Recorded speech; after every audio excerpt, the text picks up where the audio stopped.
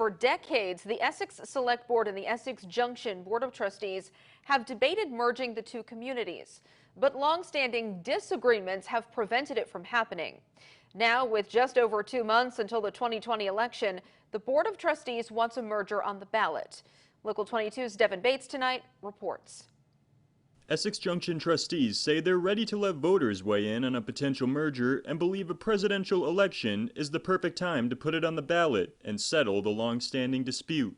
The turnout during presidential elections is significantly higher than what happens during our regular town meeting, during our village meeting.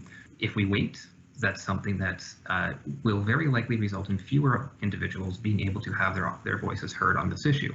But any plan to put the merger on the ballot would have to be completed by the end of this week. The coronavirus pandemic had initially forced both sides to pump the brakes on merger-related work, and the Essex Select Board's reaction to their counterparts' push for an election day vote has been lukewarm at best. We had long-standing agreements on how we're going to do this, and getting public input and participation was a keystone part of that, and we're not allowing that this week. We're severely limiting it going forward with something with a deadline that's tomorrow.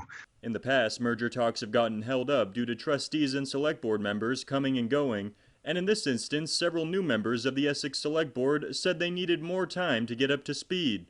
So where does that leave us? A very familiar spot for the merger discussion. I'm in favor of continuing to work on it so that we get everything right and it can be finalized by the March vote.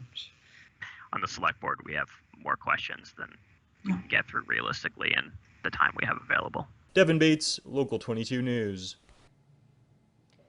The Essex Junction Board of Trustees will likely still move forward and ask voters what they think about a potential merger, but both parties need to agree on it to make it happen.